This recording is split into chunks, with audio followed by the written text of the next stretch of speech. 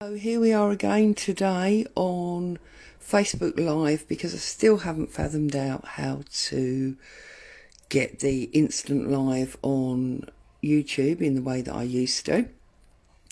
And please forgive me, I've got my PJs on, it's that kind of Monday, but I wanted to start work on a new long tool Sally, so I thought I'd bring you along to work with me on it if you want to.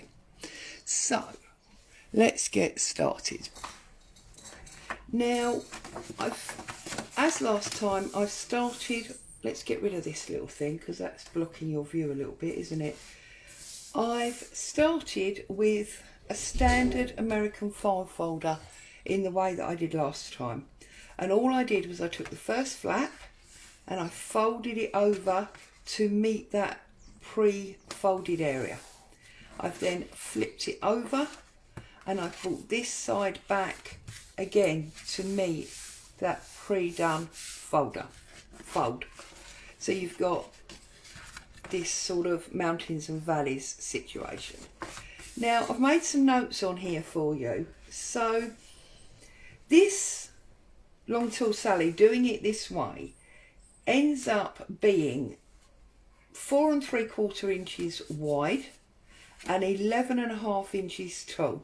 Now, if you'd like it to be more like a traveller's notebook size, then you need to cut it around this point here, which is just about an inch into that long tab on the back, and that will give you the standard 8.5. Okay.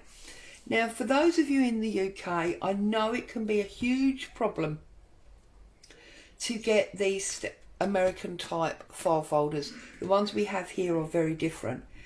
If that is the case and you would still like to make one of these, I have worked out that you can do it with 2 pieces of 12 by 12 cardstock, because if you look at, let's do it that way, if you look at the 1/2, okay, I think I put the measurements on the other side. Yeah, so it's 9 3/4 from the widest point to the other side, and we know that it's 11.5 tall. So if you use one of your 12 by 12s for this front area and one for this back area, and then you just join the seam here, you will be able to create this. You can do your tabs very easily. If you have an envelope punch board, there's loads of videos about cutting out the curve and then trimming the rest off. If you don't, you can do it by hand and by eye. Okay? Very simple situation. Also, by taping the two 12 by 12s along this main spine area here, you're creating extra strength, so you know it's beneficial rather than a real problem. So let's fold it back up for a minute. Now I've called this the Chunky Triple Spine Long Tool Sally, and the reason I've done that is because last time what I did was when I folded it like this, I stitched across the top and the bottom of both the front and the back. I don't know where the original is now, so I can't show you. And that created a pocket here and a pocket here. Well, this time I'm not going to stitch the tops and bottoms to create pockets. I'm going to create, you see I've written it here, spine 1, spine 2 and spine 3. Because what I intend, let's find a piece of scrap paper. What I intend to do is put a pile of journal pages here, so that will make, as it were, journal 1, so that's, sorry, here. So that's spine 1, journal 1, okay? And then also in here, so that's journal 2, spine 2. And then also in the back, which is going to make it journal 3, spine 3, or signature 3, spine 3. So that's my plan for this one. So as I say, if you want to join along, there are the simple instructions. So if you've got a file folder, you're going to fold the first flap back to the main pre-fold. Turn it over, and the back you do exactly the same. If you don't have the file folder, then you can use a 12 by 12. You can measure it, where have I written it down? Here, sorry. You can measure it to be 9 3/4, okay? And that would give you the square that came all the way there. And then you can just trim 1/2 inch off of there, 2/3 of the way up, and that will give you your tab. And exactly the same on the other side. Now, these file folders are always slightly short on that side. So instead of 9 3/4, it's 8 3/4 to the widest point. And then obviously you would trim off that 1/2 inch there, about 1/3 of the way down. Okay, very simple. So, there we go. Now, on Saturday in the group, I offered you this background page of lace and ephemera bits, and I'm going to be using some of this idea to start to build up my cover. Okay, so I'm going to tear off the white edge, because obviously we don't want that white edge, so I'm going to tear that off there.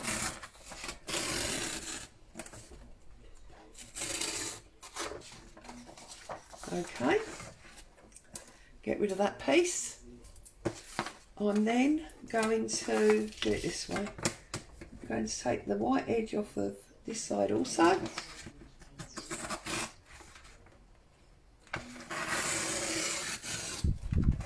And then I'm going to look at how much I want. So I also actually need to trim it off the top. Now obviously these freebie Saturday share pages that I give you, or I offer you in the group, you can print as many times as you like, and you can use them in the journals that you want to sell, because all of the components that I use are fine for that. The only thing that I would ask is that you don't need to try and see if I can rub this off now. Yeah, is that you don't pass it off as your own creation and sell it as a done piece. Okay, incorporate it in your work, and then it is, as it were, your work the way you've put it together. That's absolutely fine.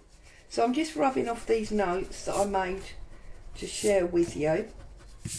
Okay, now when I use these file folders, I like to try and keep the flap, I need to rub that off as well, I like to keep the flap or the tab different to the main paper, and that's where you can put your lace and your wording and things like that, to make it even prettier. So I'm gonna, you see I've got about 1/4 inches out of the top there, and about the same at the bottom. So I want to try and make sure that I've got almost the same on that side there.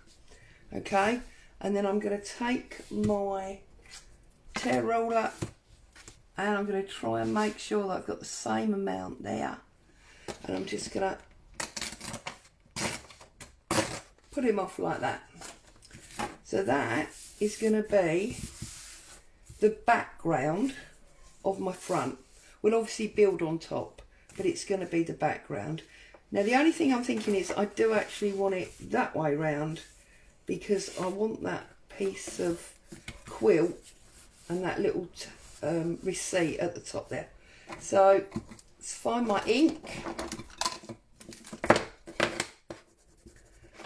and just run round the edge.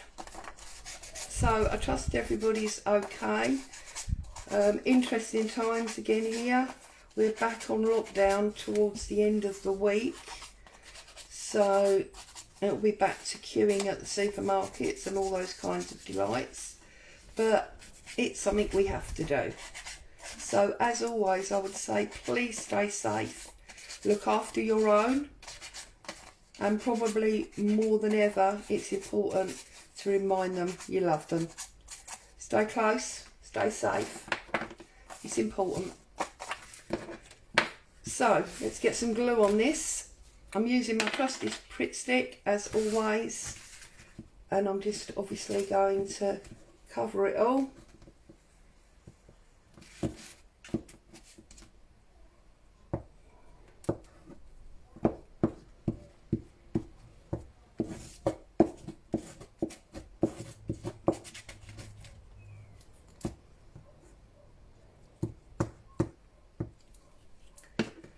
Okay, make sure we got our lace at the top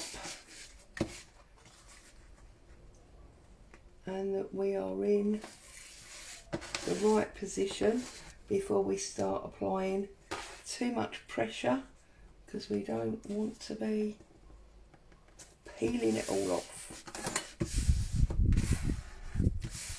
Now, where is my famous little spready tool? Goodness knows, not seen it for a while. So I'm going to use my bone folder just to make sure that's really stuck down, and it obviously helps to reinforce these fold lines that we had anyway.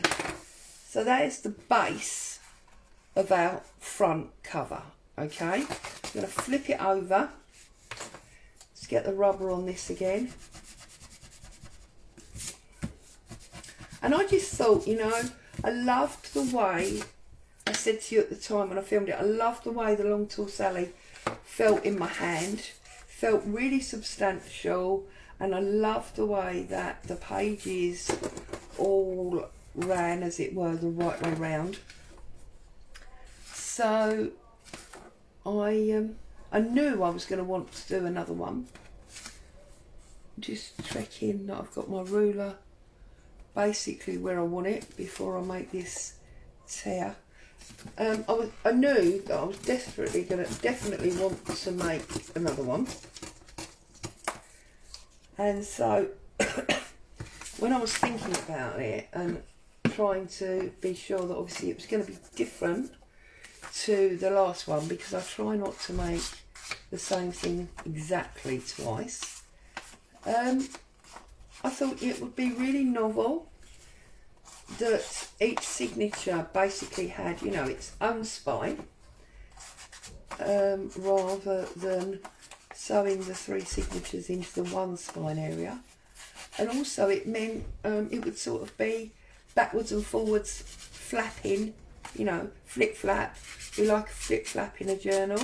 So I just thought, yeah, go for it. So here I am sharing with you my idea. And obviously if you want to play along, as it were, you have got the basis to set you up to do so. Okay, so let's get this one on. I'm going to get this one on, and I'm probably going to stop for today, so that those of you that want to join in can get to this stage, and then we can move on together. So if you are going to join in and you're going to have a go at this, when I come back next time, I won't promise it'll be tomorrow, but when I come back next time, we'll have all of our papers ready to be trimmed to the right size and to start making those signatures. Right, I'm going to put it this way around just because that's what I'm going to do. Make sure it's roughly where I want it. Okay.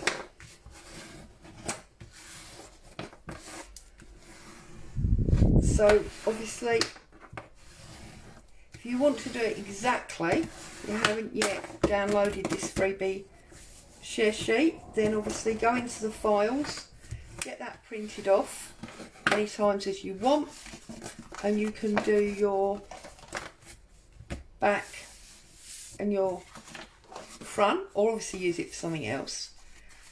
You can use your A4 card, your 12x12 card, if that's what you're using, to make your front and back, join them together. You've got to fold it, you can get it folded. And then when I come back next time, I will be bringing a pile of coffee dyed papers. I'll be bringing some of my script pages. I'll be bringing probably some music page, some of my ledger paper, all of that kind of thing, even some of my Sears pages, to start to fold and build up those signatures. So, I hope you've enjoyed that, got some inspiration, and as I say, next time we'll start to put the papers in. I'm going to stop there so you can catch up if you want to. Have a great day, stay safe, I'll see you soon. Bye for now.